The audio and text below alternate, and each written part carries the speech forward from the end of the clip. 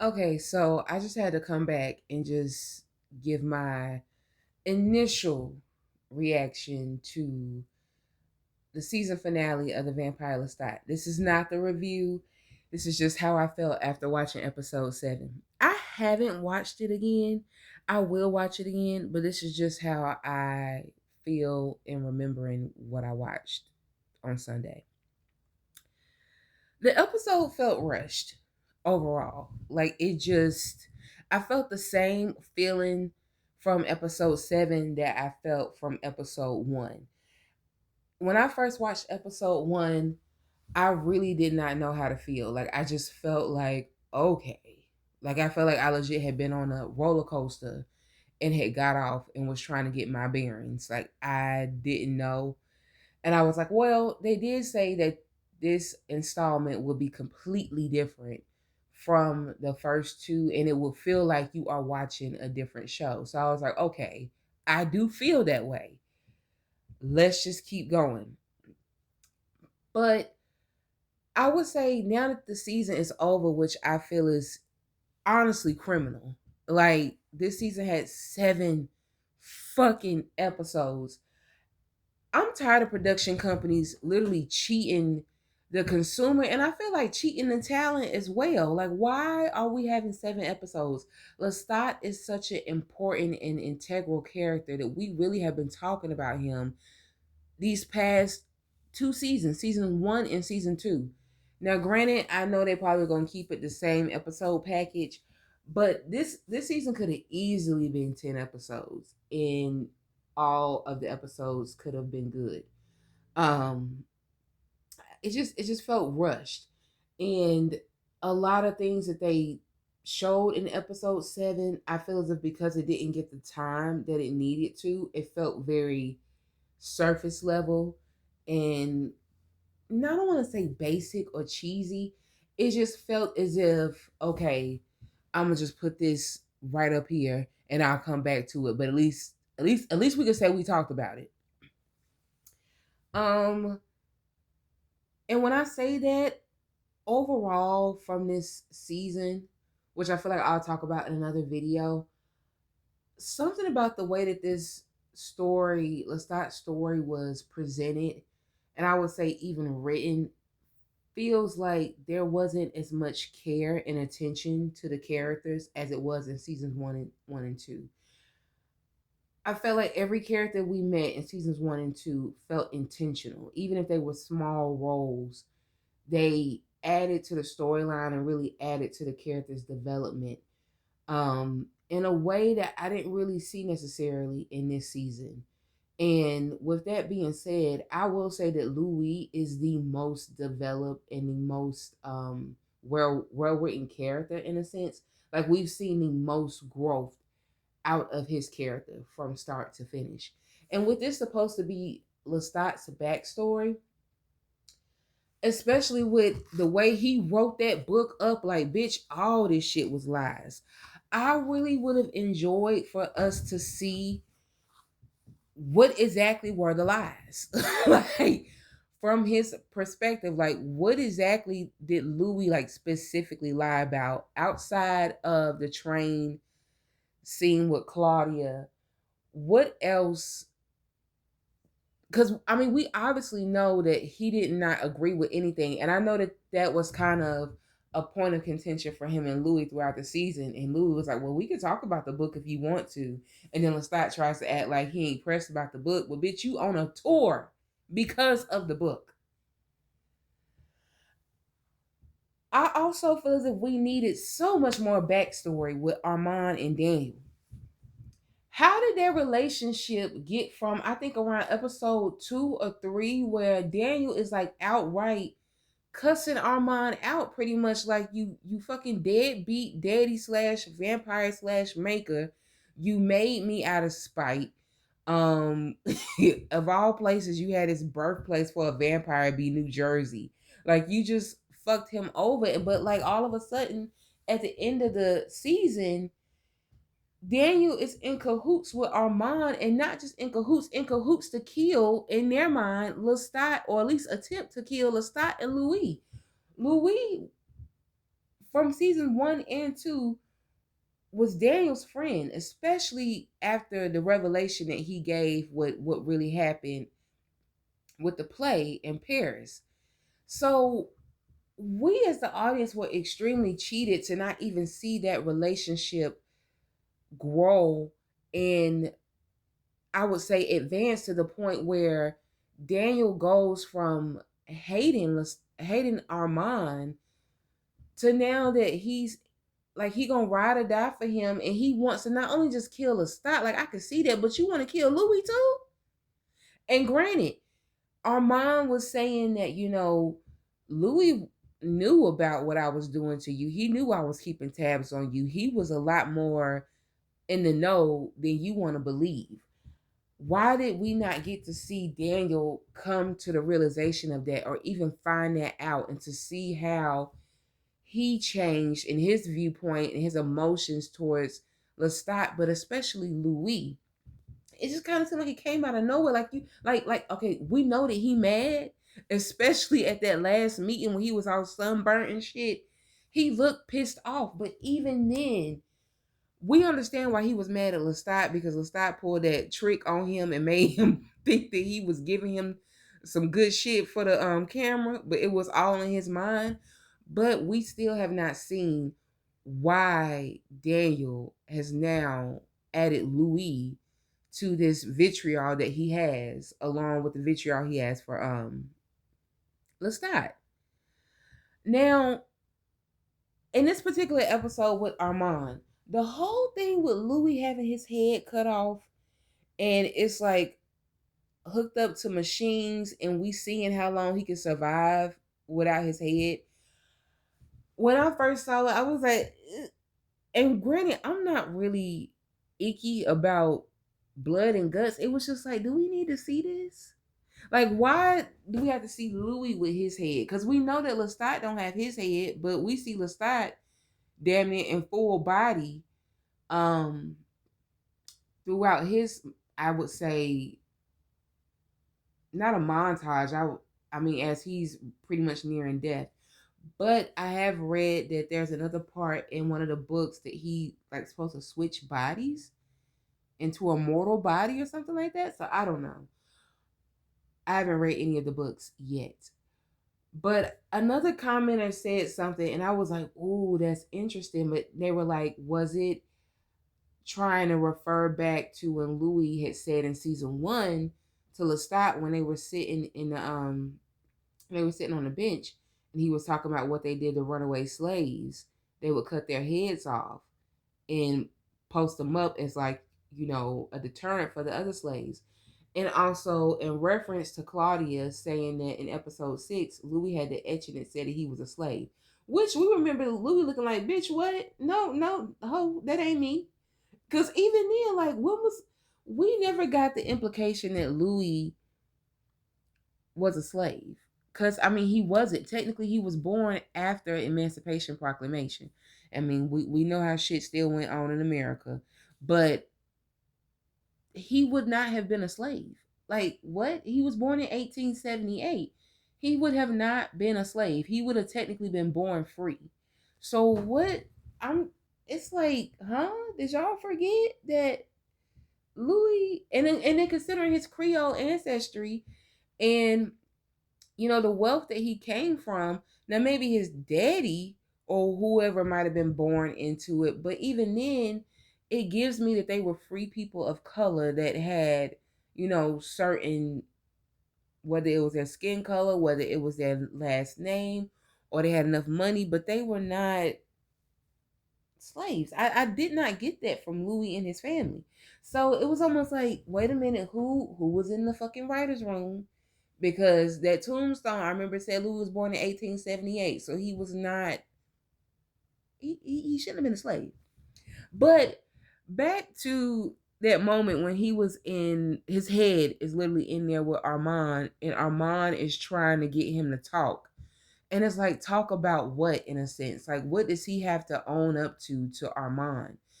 And, he brings in Regina. Cause he wasn't gonna say shit. Mind you, Louis' eyes going every which way but forward, cause his body's just about to collapse. He about to just give out. And I was in this moment, I was about to say, Louis, do not fold, because that bitch ain't Claudia. Just like Lestat said, it's Fraudia. Okay? It's Regina.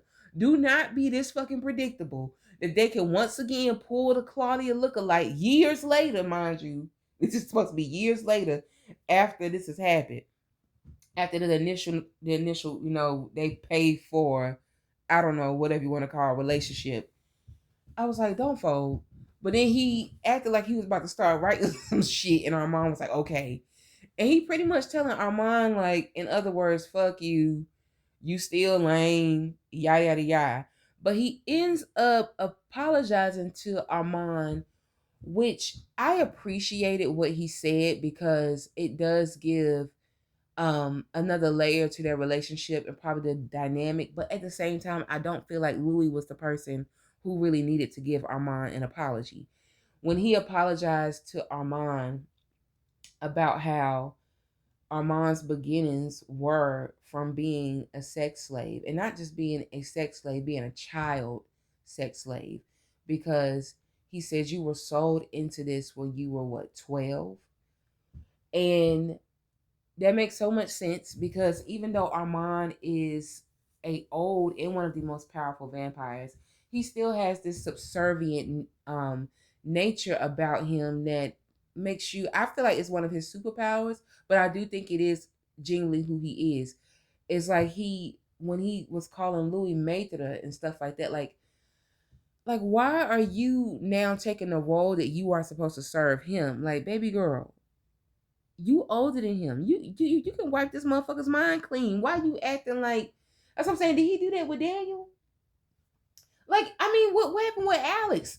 Like, how did Alex get into the mix? Because Alex was damn near, I guess you could say, the getaway driver, because he the one who distracted Louis and Lestat for Armand and Daniel to come behind him. So even how is that going to play out with how he got Alex and Daniel to be a part of this? I don't know. But to hear Louis tell Armand, I'm sorry for the way that I spoke to you and how I used my authority, being that I was a pimp and I sold sex. I sold the very bodies that use sex as a way to get money.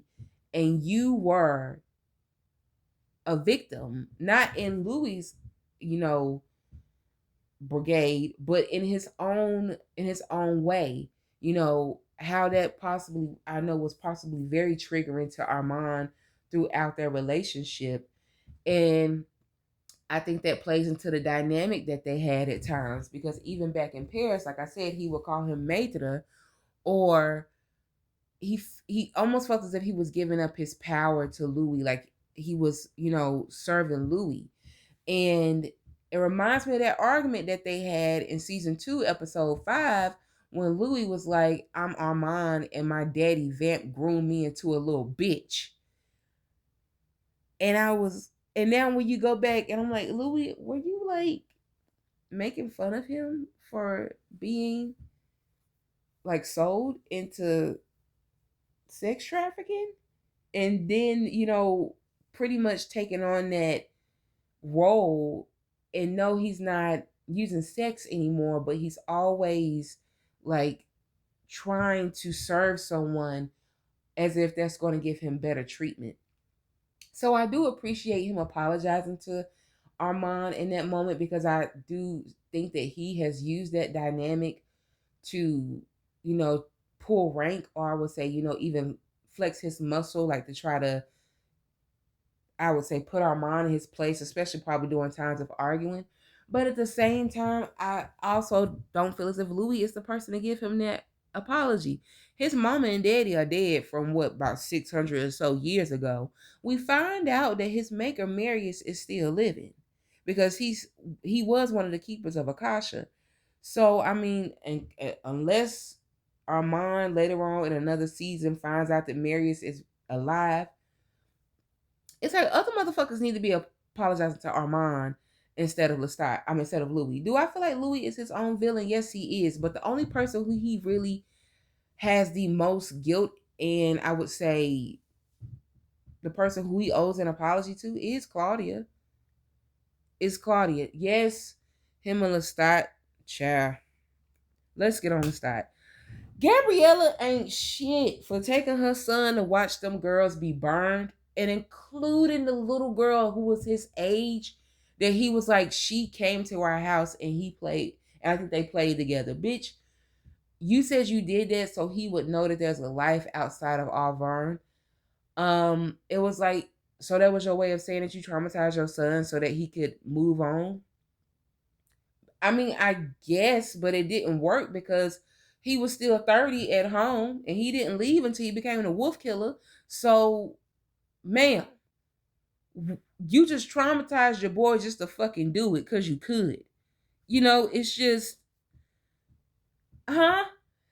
And then that last scene with Lestat and his mama, where he on a tour bus and he going off on her. He like, I'm not going out there. I'm not singing it. You're a fucking monster. All this and that. I felt that, but then I also felt like it was a little bit too much of a modern take. A little bit. Just hear me out. It was almost the things that he was saying. It kind of, it felt cathartic, but it felt cathartic for somebody who's been in therapy. Like, yes, when you see the person who has caused you the pain rip off their mask and tell that motherfucker fuck you for ever thinking that you could fuck me over the way that you did. Bye, bitch. But it's like, you are still a 300-year-old vampire. Yes, you are living in the 2020s.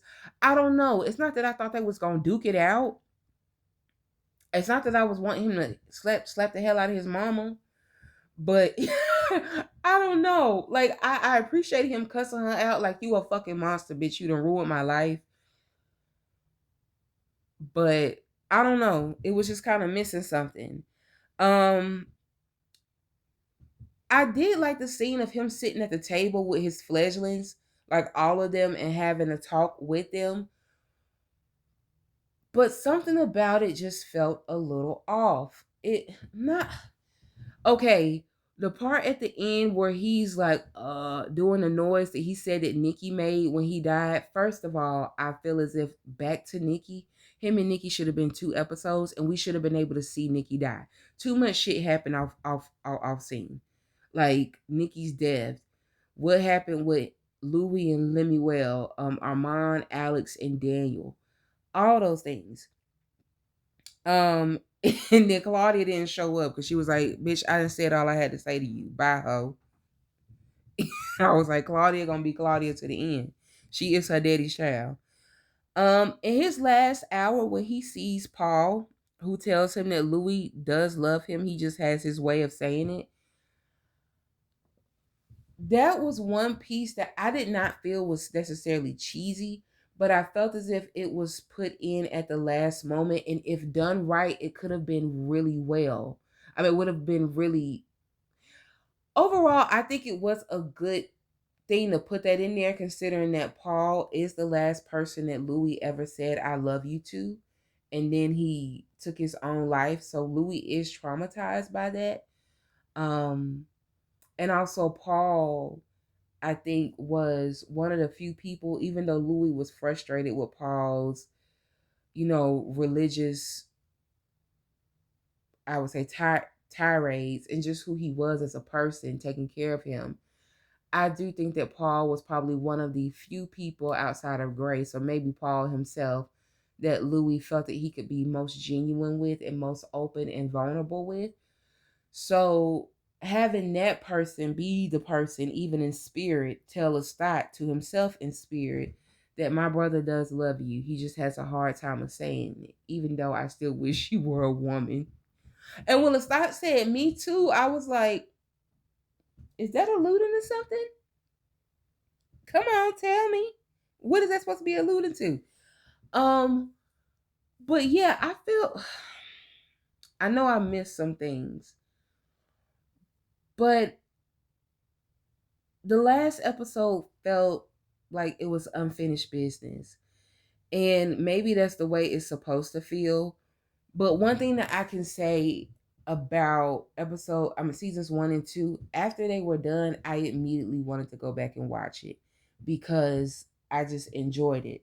This season is making I'm not necessarily like, oh, I want to go back and watch it, but I might just want to go back and watch it if I feel like I'm not understanding something. Not necessarily like, oh, it was so good. Granted, it was, if I had to go by the actors, A plus. The writers and the director, something happened in that writers' room where I think the ball was dropped. The ball was dropped. And I've noticed sometimes that this happens to shows that are really big and they go into their third season. Like that first season and that second season is really building up the fan base and really getting everybody interested. And it's like when they want to go to a more broader audience, something starts lacking.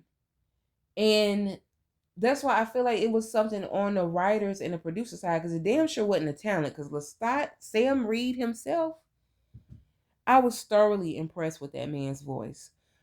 But that's my overall review of the episode of what I can remember right now. Like I said, I have to go back and watch it again. But let me know how you felt about the episode 7 in the comments, or anything else that I might have missed that you might have been like, hey, that was a good point, or maybe just let me know.